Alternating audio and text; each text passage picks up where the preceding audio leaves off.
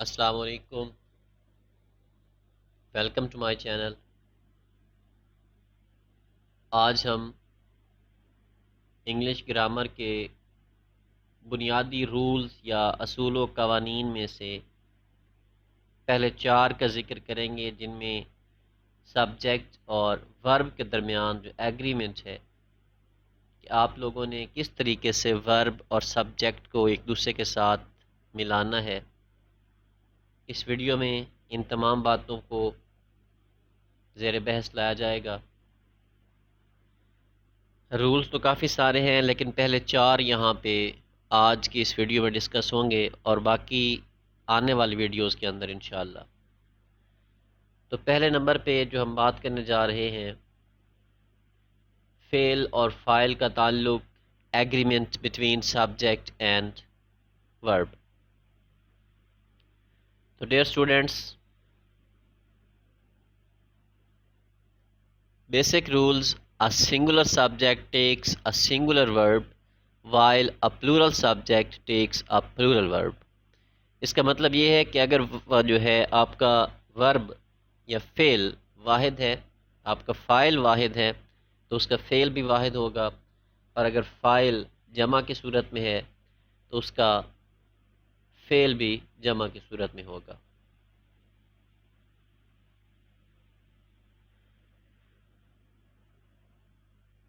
Verbs do not form their plural forms like nouns by adding an s as nouns do۔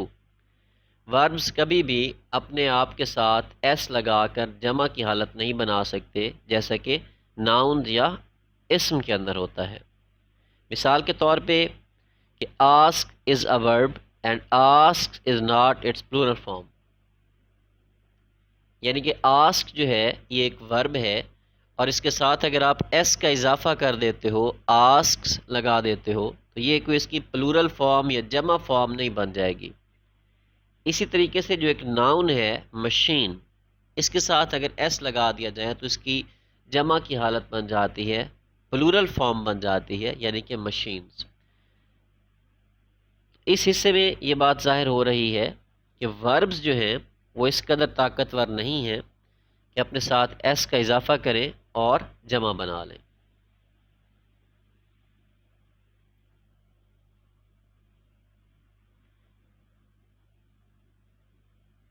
In order to determine which verb is singular and which one is plural, think of which verb you would use with he or she and which verb you would use with they۔ تو یہاں پہ آپ کو یہ سوچنا ہے کہ کون سا ورب حالت واحد میں ہے اور کون سا ورب یا فعل جمع کی حالت میں ہے۔ مثال کے طور پہ اب آپ نے یہ دیکھنا ہے، پہلے تو ہم یہ کلیئر کریں گے کہ ورب جمع کی حالت میں ہوگا یا واحد کی حالت میں۔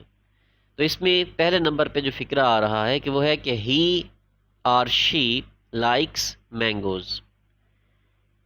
ہی اور شی دونوں واحد ہیں، ایک کے لیے بولے جاتے ہیں، تو ان کے ساتھ ہم نے اضافہ کیا لائکس کا، ایس کا اضافہ کیا مینگوز۔ یہ پریزنٹ انڈیفینٹ ٹینس یا فکرے کی ضرورت کے مطابق تو ٹھیک ہے، لیکن اس کا یہ مطلب نہیں ہے کہ لائکس جو ہے وہ جمع کی حالت میں ہے۔ ٹھیک ہے، جب ہم اس کا اردو کریں گے تو کیا جواب آئے گا کہ وہ عام پسند کرتا ہے یا پھر وہ عام پسند کرتی ہے۔ جمع کی حالت میں دے لائک مینگوز، یعنی کہ وہ عام پسند کرتے ہیں، زیادہ لوگوں کی بات آ گئی تو یہاں پہ جو لائک ہوگا وہ جمع کو ظاہر کرے گا، اور جو لائکس ہے وہ سنگولر فارم اس کو ظاہر کرے گا، جیسا کہ یہاں لکھا ہے کہ here likes is in singular form because of he اور she, and like is in plural form because of they.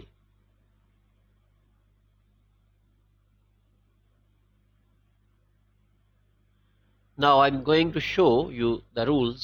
Rule number 1.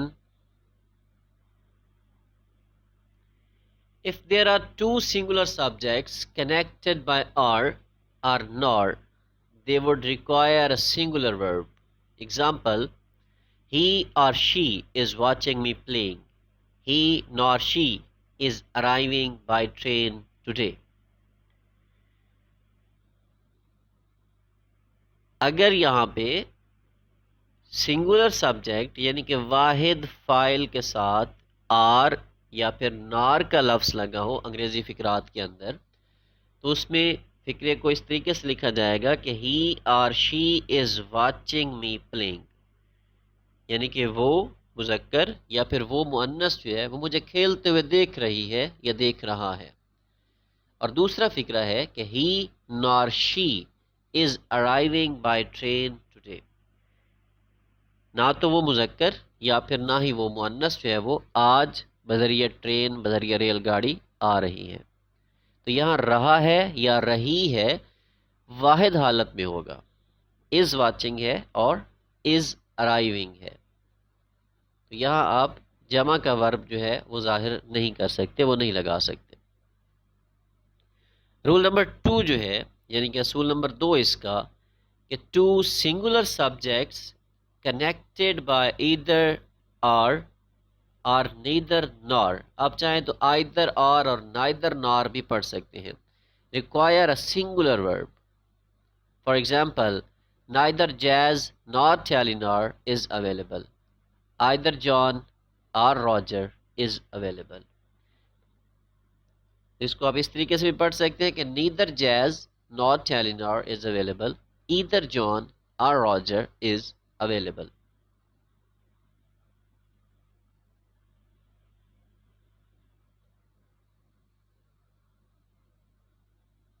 Roll number 3 کی جانب بڑھتے ہیں جی کہ اصول نمبر 3 کیا ہے؟ When I is one of the two subjects connected by either or neither nor, put it second and follow it with the singular verb am. کہ جب آپ کے پاس I جو ہے وہ کسی دو فقرات کا حصہ ہو، دو سبجیکٹس کا حصہ ہو، یعنی فاعل دو ہیں، ان میں سے ایک I ہے اور ایک دوسرا سبجیکٹ آپ کے پاس ہے، وہ کوئی سا بھی ہو سکتا ہے، اس میں آپ نے آئی کو دوسرے نمبر پر رکھنا ہے۔ پہلے کوئی سا بھی سبجیکٹ کوئی سا بھی فاعل آپ رکھ سکتے ہیں، آئی کو دوسرے نمبر پہ رکھ کے اور سنگولر ورب یعنی کہ فعل واحد ایم کے ساتھ اس کو ظاہر کرنا ہے۔ مثال کے طور پہ neither she nor I am going to the party, نہ وہ یعنی کہ مؤنث جو ہے فیمیل جو ہے، نہ وہ نہ میں پارٹی پہ جا رہا ہوں۔ Either he or I am going to donate some money. ٹھیک ہے، یا تو وہ یا پھر میں کچھ رقم جو ہے وہ خیرات کر رہا ہوں۔ اس کے بعد جو اصول نمبر 4 ہے یعنی کہ roll number 4، when a singular subject is connected by or nor to a plural subject, put the plural subject last and use a plural verb.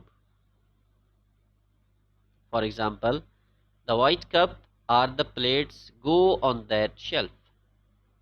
Ali and his roommates use this way to go to the college. کہ اگر آپ کے پاس جو file ہے وہ جمع کی صورت میں ہے اور آپ نے ان کو لنک کروانا ہے آپس میں، ایک واحد ہے ایک جمع ہے، تو جمع والے کو بعد میں لکھیں گے اور واحد فائل کو پہلے رکھا جائے گا، اس کو پہلے لکھا جائے گا۔ مثال کے طور پہ ہے کہ ایک سفید کپ ہے اور ڈھیر ساری پلیٹیں ہیں، تو ان کو آپ نے الماری میں رکھنا ہے۔ علی ہے اور اس کے ساتھ اس کے جو روم میٹس ہیں، ایک ہی ساتھ کمرے میں رہنے والے لوگ، ٹھیک ہے، تو وہ کالج اس راستے سے جاتے ہیں۔